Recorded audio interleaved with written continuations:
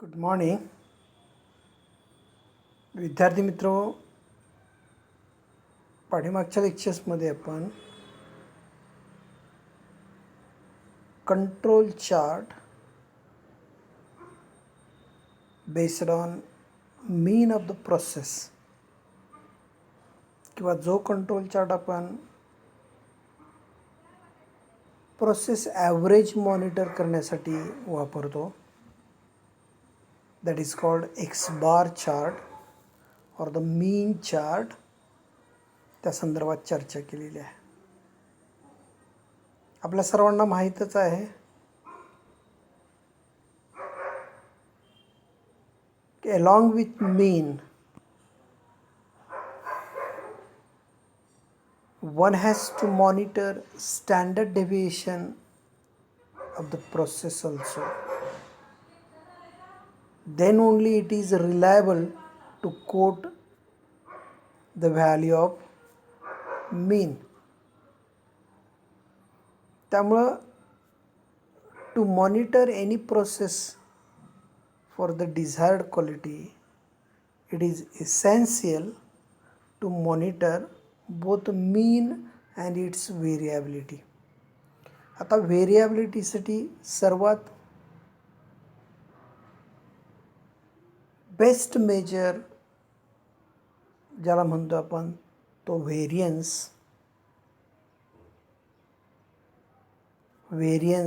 हा स्क्वेअर्स होतो ऑब्झर्वेशन्सचा. त्यामुळे आपण काय करतो,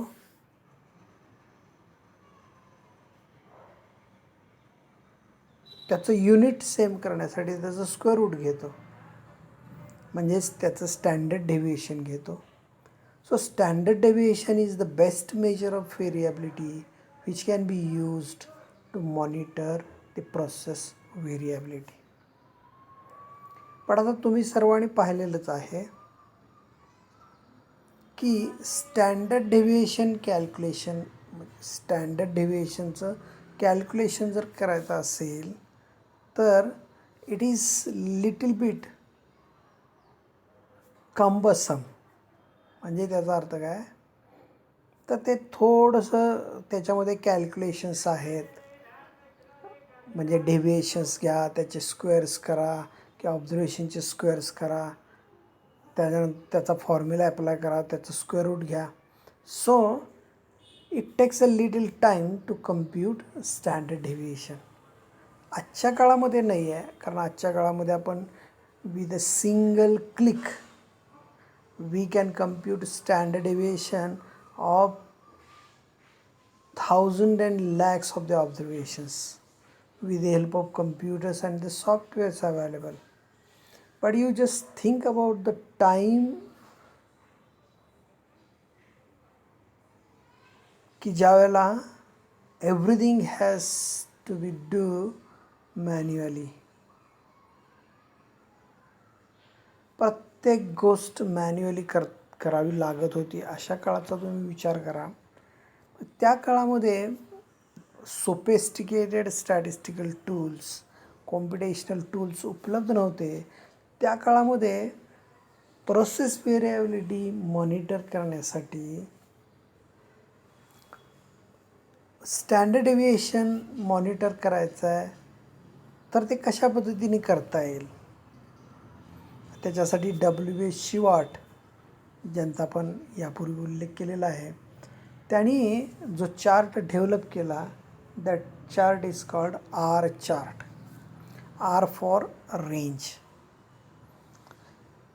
आता इथं स्टँडर्ड डेव्हिएशन आणि रेंज या दोन वेगवेगळ्या मेजर्स ऑफ व्हेरिएबिलिटी आहेत. आपण सर्वांनी त्याचा अभ्यास केलेला आहे. रेंज म्हणजे काय, तर आपल्याकडे जे ऑब्झर्वेशन्स उपलब्ध असतात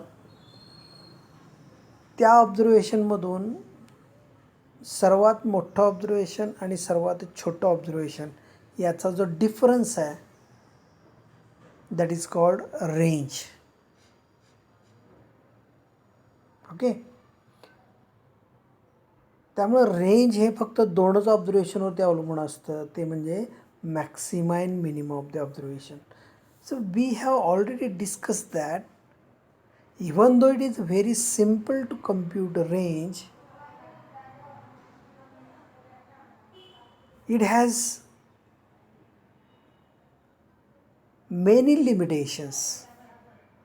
रेंजचा वापर करत असताना आपल्याला खूप लिमिटेशन्स येतात, त्याच्यामध्ये खूप डिमेरिट्स आहेत आणि त्यामुळं रेंजचा आपल्याला वापर करता येत नाही. आपलं इंटरप्रिटेशन चुकीचं जाऊ शकतं. हे आपण खूप वेळा चर्चा केलेलं आहे. But Shewhart has used a very nice property of range to develop a control chart. तर ती कोणती प्रॉपर्टी आहे त्याच्याबद्दल आज आपण जरा थोडं विस्ताराने बोलणार आहोत. And then we will see the range chart. So when we are interested in controlling the variability of the quality characteristic under study, R chart can be used. Sample range provides as good estimator as sample variance for relatively small samples. म्हणजे sample size जर लहान असेल आणि ते sample बऱ्यापैकी homogeneous असेल तर sample range आणि sample variance, sample standard deviation थोडक्यात, या दोघांच्यावरून ज्या व्हॅल्यूज आपण एस्टिमेट करतो त्या जवळपास सारख्याच असतात. It is proved.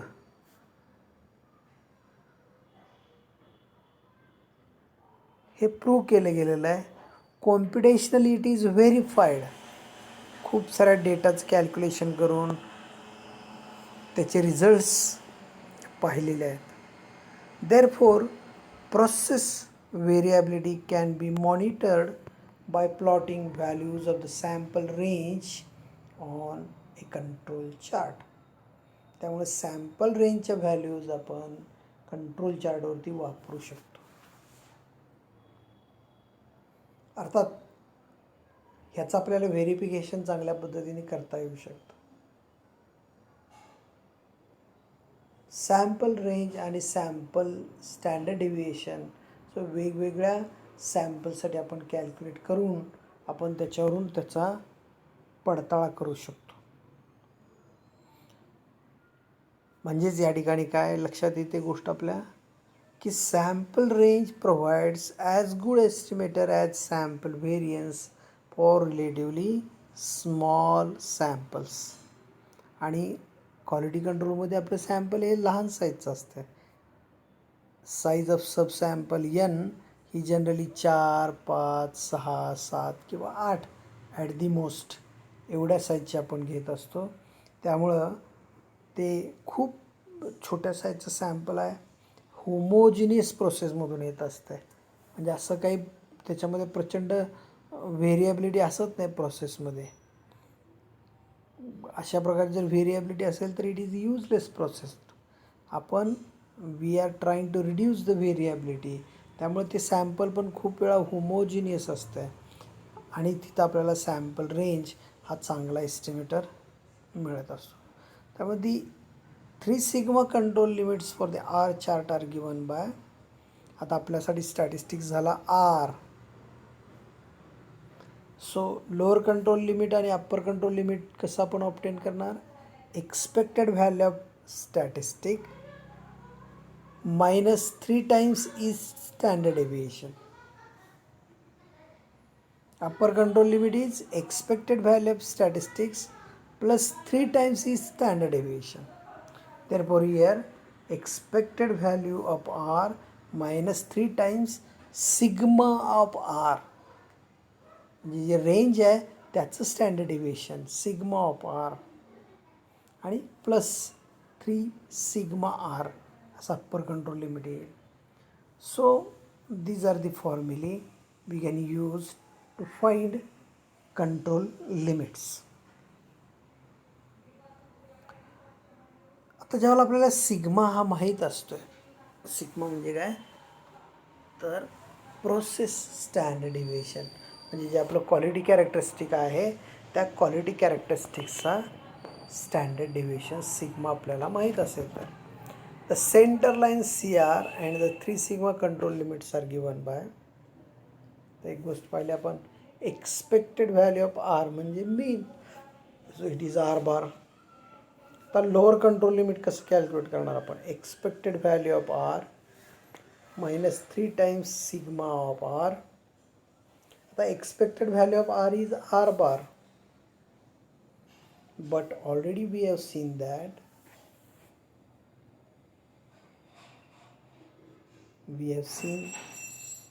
that R is equal to, let me show you,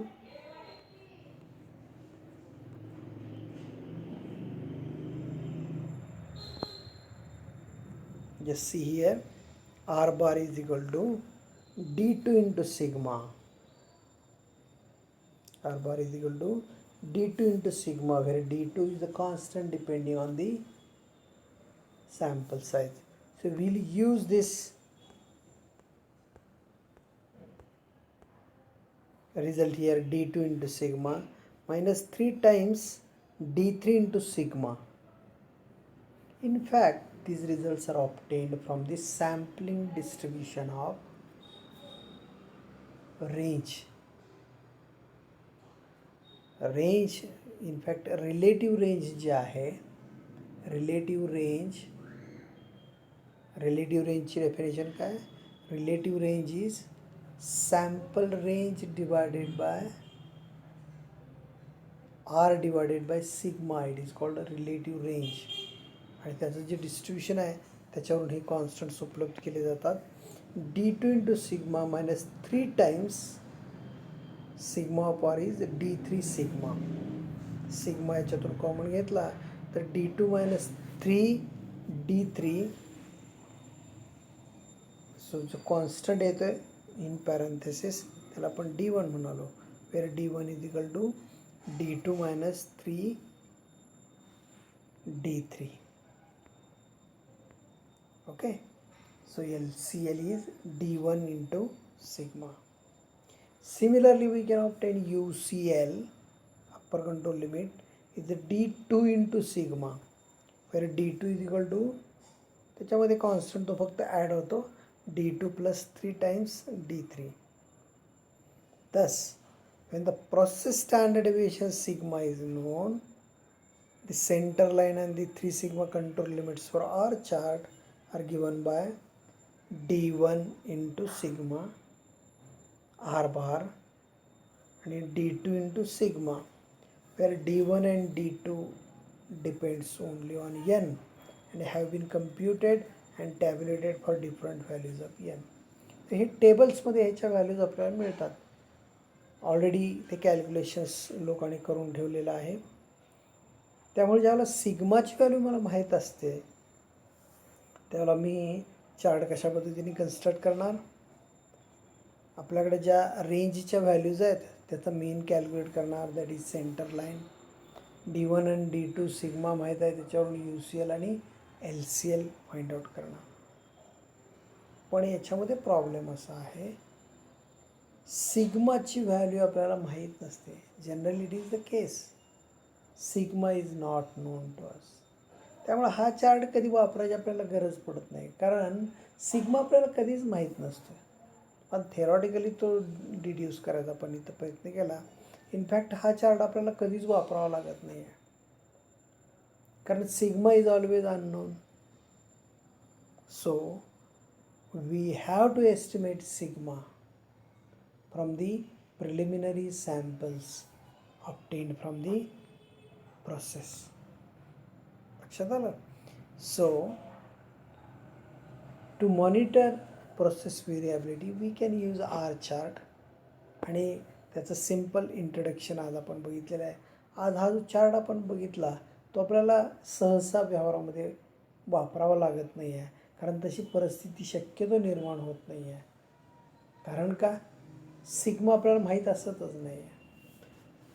पण थेरॉटिकली त्याच्या लिमिट्स कशा येतात ते बघण्यासाठी आपण हे कॅल्क्युलेशन्स केलेले आहेत.